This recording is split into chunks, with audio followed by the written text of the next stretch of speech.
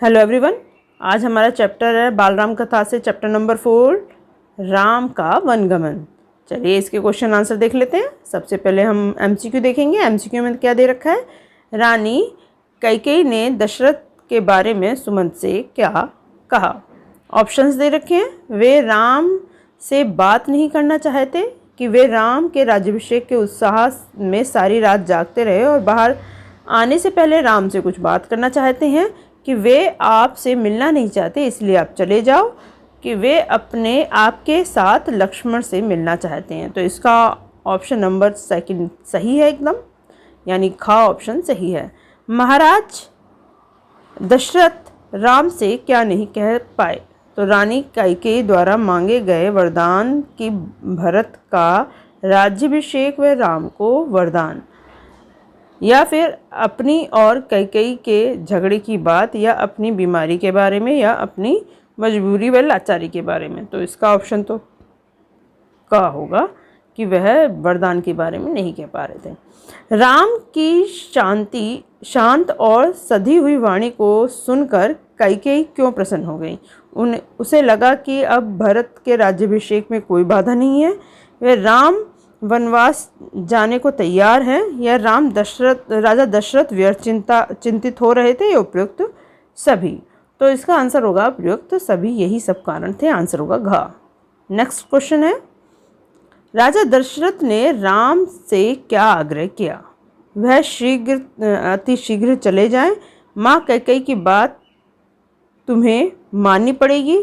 यह राज सिंहासन तुम्हारा है, तुम मुझे बंदी बना लो और राज संभाल लो, या तुम्हें उत्तेजित नहीं होना चाहिए। तो उन्होंने जब परेशान हो गए थे तो राजा दशरथ ने ये बोला कि यह राज सिंहासन तुम्हारा है, तुम मुझे बंदी बना लो और राज संभालो।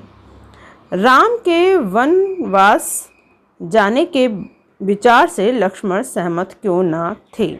वे साथ जाना चाहते थे। वे चाहते थे कि राम को अपने शौर्य के बल पर राज सिंहासन पर बैठना चाहिए, या वे माँ कैकेयी की बात करना चाहते थे। वे चाहते थे कि भरत से साफ व स्पष्ट शब्दों में बात की जाए। तो उनका भी कहना यही था, हमारे लक्ष्मण का, कि वे चाहते थे कि राम को अपने शौर्य के बल पर राज सिंहासन पर बैठना चाहिए, यानी अपनी ताकत के बल पर। नेक्स्ट क्वेश्चन है, महाराज दशरथ के राज्य की सीमा कहाँ समाप्त होती थी? सरयू नदी के तट पर, गंगा नदी के तट पर, चित्रकूट पर, या इनमें से कोई नहीं? तो उनकी जो सरयू नदी के तट तक ही उनकी सीमा थी, तो आंसर होगा इसका का। नेक्स्ट क्वेश्चन है, राम के लिए वनवास किसने मांगा? भरत ने, कैकेयी ने, मंत्रा ने, या दशरथ ने? तो कैकेयी ने। सीता वन क्यों गई?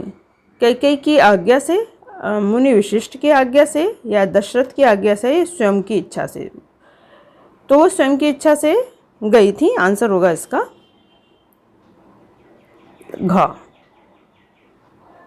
नेक्स्ट क्वेश्चन है,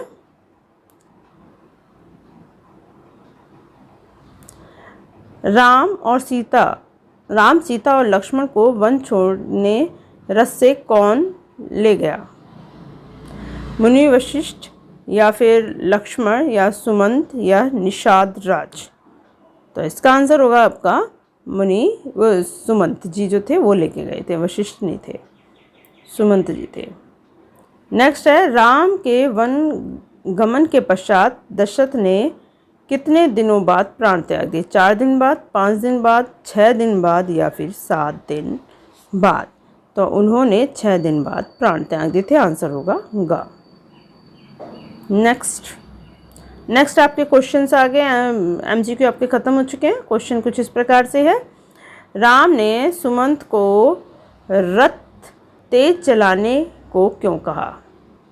राम चाहते थे कि नगरवासी उनके पीछे ना आए, वह थक कर अब वापस अपने घर चले जाएं, इसीलिए उन्होंने रथ तेज चलाने के लिए कहा। नेक्स्ट क्वेश्चन है, अयोध्या की सीमा पर पहुंचकर राम ने क्या किया? तो अयोध्या की सीमा पर पहुंचकर राम ने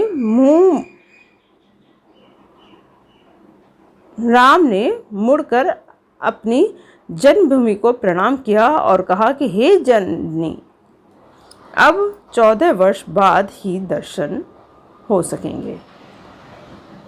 श्रृंगवेरपुर गांव में वे किसके अतिथि बनकर रहे? श्रृंगवेरपुर गांव में वे निषाद राज गुह के अतिथि बनकर रहे। ये ध्यान रखना, ये ऑप्शंस में आ सकता है आपके एमसीक्यू में, तो इसको ध्यान रखना है आपको। निषाद राज गुह के अतिथि। दशरथ ने प्राण कब त्यागे? छठे दिन में, अभी हमने पढ़ा था। मंत्री परिषद ने क्या फैसला किया?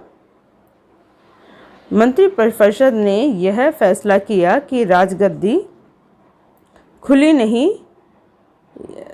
नहीं रहनी चाहिए, अतः भरत को तत्काल अयोध्या बुला लिया जाए। सभी अयोध्यावासी रात भर क्यों जागते रहे? कोप भवन की घटना की जानकारी किसी को नहीं थी, फिर भी सभी अयोध्यावासी रात भर जागते रहे। कैकेयी भरत को राज दिलाने और राम को वन भेजने की अपनी जिद पर अड़ी रही और दशरथ उन्हें मनाने का प्रयास कर रहे थे, इसीलिए वे दोनों जागते रहे। नगरवासी राज्याभिषेक की तैयारी में रात भर जागते रहे तो मुनि वशिष्ठ राम के राज्याभिषेक की प्रतीक्षा में जागते रहे। नेक्स्ट है, महामंत्री सुमंत असहज क्यों थे? तो महामंत्री सुमंत ने पिछले शाम से ही राजा दशरथ को नहीं देखा था, इसीलिए वे असहज थे। महाराज को बुलाने के लिए कैकेयी के महल की सीढ़ी चढ़कर जाते समय उन्हें एक अनजाने डर ने घेर लिया था। महल में बीमार और दीनहीन राजा दशरथ को पलंग पर पड़े देख वे चिंतित हो उठे। जब कैकेयी ने उन्हें राम को बुलाने के लिए कहा, तभी उनका मन आशंका से भर उठा। नेक्स्ट क्वेश्चन है, राम के निवास का दृश्य कैसा था और सुमंत ने वहां आगमन पर क्या प्रतिक्रिया हुई? तो राम के निवास के बाहर भारी भीड़ थी, लक्ष्मण भी वहीं थे। भवन को सजाया गया था और उसकी चमक देखते ही बनती थी। सुमंत वहां पहुंचते ही कोलाहल बढ़ गया। लोगों ने समझा कि राज्याभिषेक के लिए राम को आमंत्रित करने आए हैं। सुमंत ने राम को बताया कि महाराज दशरथ ने उन्हें बुलाया है। राजसी वस्त्रों में सज्जित दोनों राजकुमार उस आकस्मिक बुलावे के कारण समझ नहीं पा रहे थे। जनता राम की जय जयकार में लगी हुई थी। कैकेयी ने राम को राजा दशरथ के असहज स्थिति का क्या कारण बताया? कैकेयी ने राम से कहा कि वर्षों पहले महाराज ने उन्हें 2 वरदान देने का वचन दिया था। अब वे अपने दोनों वरदान मांग रही हैं, तो वे अपने वचन से पीछे हट रहे हैं। यह शास्त्र सम्मत नहीं है और रघुकुल की नीति के विरुद्ध है। कैकेयी ने राम से कहा कि उनकी इच्छा है कि राज्याभिषेक भरत का हो और राम को 14 वर्ष का वनवास हो जाए या वन में रहें। नेक्स्ट क्वेश्चन है, राम ने सीता को अपने साथ चलने की स्वीकृति क्यों दी?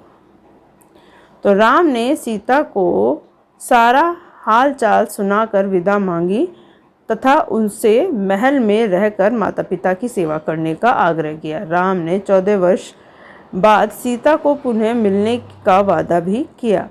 सीता यह सब सुनकर व्याकुल हो उठी और क्रोधित भी हुई। फिर उन्होंने राम के साथ स्वयं को वन जाने का प्रस्ताव रखा। अंततः राम को उनकी बात मानकर अपनी स्वीकृति देनी पड़ी। नेक्स्ट क्वेश्चन है, दीनहीन दशरथ को देखकर सुमंत के मन में अनेक शंकाएं उठी। कैकेयी ने सुमंत की शंकाओं का निवारण कैसे किया? तो रानी कैकेयी को मनाने में विफल रहने पर राजा दशरथ की दशा बीमार व दीनहीन जैसी हो गई। उसे देखकर सुमंत के मन में शंकाएं हुई, परंतु उनका निवारण करने के लिए कैकेयी ने कहा कि मंत्रीवर, चिंता की कोई बात नहीं है। महाराज राज्याभिषेक के उत्साह में पूरी रात जागे हैं और बाहर निकलने से पूर्व राम से बात करना चाहते हैं। दशरथ ने भी क्षीण स्वर में राम को बुलाने की आज्ञा दी। इस तरह सुमंत की शंकाओं का निवारण हो गया। नेक्स्ट क्वेश्चन है, राजा दशरथ कैकेयी के मनाने में विफल रहे, पर कैकेयी के चेहरे पर प्रसन्नता कैसे वापस आई। राजा दशरथ कैकेयी को नहीं मना सके, पर राम के आने पर कैकेयी ने उनसे अपने दोनों वरदानों की चर्चा की। अपने वन जाने और भरत को राजगद्दी मिलने की बात सुनकर भी राम संयत रहे। उन्होंने कैकेयी से कहा कि पिता का वचन अवश्य पूरा होगा, भरत को राजगद्दी दी जाएगी। वे राम आज ही वन चले जाएंगे। राम की शांत और ऐसी सीधी वाणी सुनकर कैकेयी के चेहरे की खोई हुई प्रसन्नता वापस आ गई। राम अपने साथ सीता को वन क्यों ले जाना चाहते थे? तो राम जानते थे कि वन का जीवन और महल के जीवन में क्यों नहीं ले जाना चाहते थे। नहीं का ध्यान रखना। तो दे रखा है, राम जानते थे कि वन का जीवन और महल के जीवन में जमीन आसमान का अंतर है। वे वन के जीवन को बहुत ही कठिन मानते थे। वहाँ न तो खाने पीने का कोई व्यवस्था थी और न ही रहने की कोई ठिकाना। कदम कदम पर कठिनाइयाँ मिलती हैं। जंगली जीव और निशाचरों का भय हमेशा बना रहता है। सीता महल में पली बड़ी थी, ऐसे जीवन वे कैसे जी सकती थी? यही सोचकर राम अपने साथ सीता को वन में नहीं ले जाना चाहते थे। अयोध्या में ऐसी कौन सी घटना घटी कि वहाँ उत्साह की जगह उदासी छा गई? तो राम को अयोध्या का युवराज बनाया जाएगा। राजा दशरथ इसकी घोषणा कर चुके थे। अगली सुबह ही उनका राज्याभिषेक होना था। इस बात से सारी अयोध्या में चारों ओर खुशी छा गई थी और उत्सव का वातावरण बन गया था। अब कैकेयी ने राजा दशरथ से भरत को राजगद्दी और राम को 14 वर्ष का वनवास मांगा। तो पिता के वचन का पालन करते हुए राम वन जा रहे थे। यह खबर चारों ओर फैल गई तो वहाँ उत्साह की जगह उदासी छा गई। राम के चरित्र से तुम्हें क्या शिक्षा मिलती है? बहुत इम्पोर्टेंट क्वेश्चन है। राम धीर, वीर और अत्यंत पराक्रमी थे, लेकिन उनमें विनम्रता, उदारता, आज्ञाकारिता का गुण भी कूट के भरा हुआ था।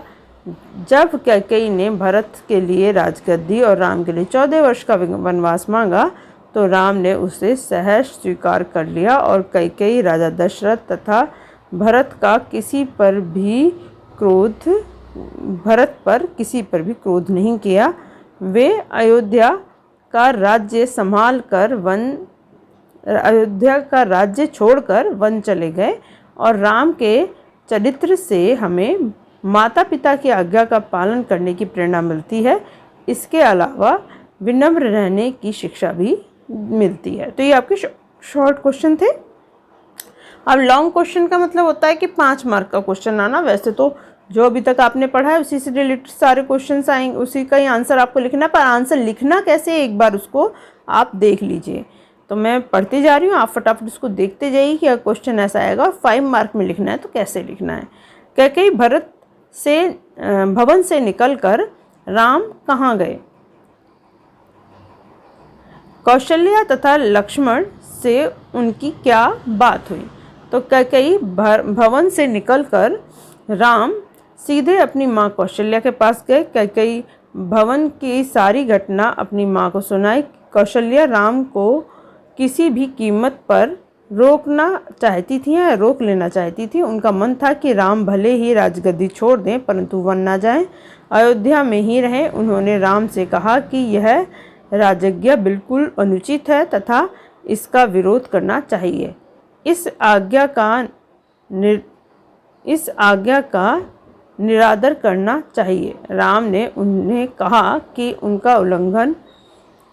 उसका उल्लंघन वे नहीं कर सकते। कौशल्या ने उठकर राम को गले से लगा लिया तथा उसके साथ वन जाने की इच्छा व्यक्त की। राम ने उन्हें फिर समझाया और कहा कि वृद्ध पिता को उनके साथ की अधिक आवश्यकता है। कौशल्या ने अपने पुत्र को शुभकामनाएं दी, आशीर्वाद देकर वन को विदा किया।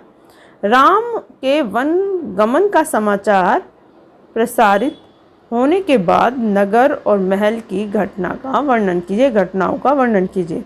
तो राम के वन गमन का समाचार सुनकर सारे नगरवासी दशरथ और कैकेयी को धिक्कारते रहे। वे कह रहे थे कि उनकी मति मारी गई है, जो अपने पुत्र को ही वनवास दे रहे हैं। लोग इस समाचार से दुखी होकर आंसू बहाने लगे और जिनसे सड़कें गीली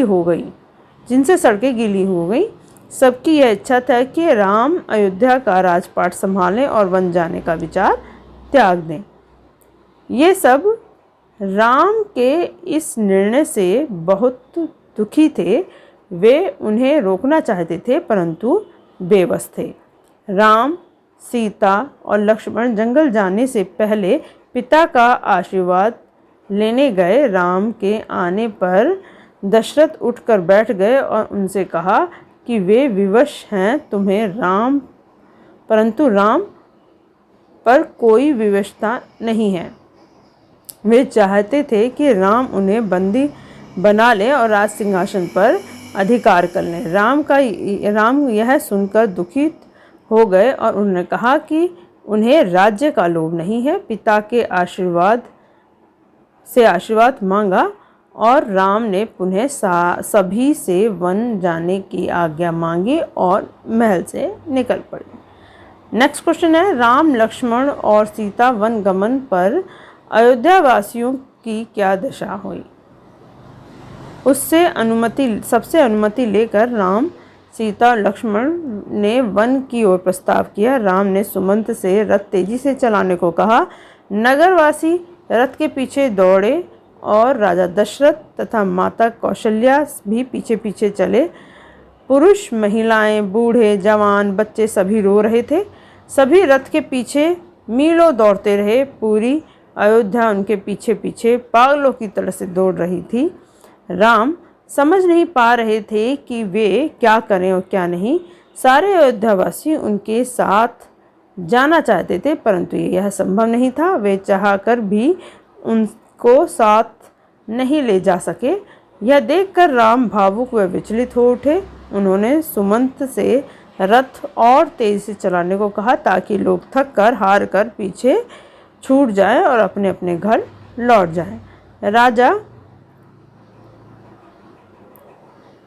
दशरथ दूर जाते रथ को देखते रहे।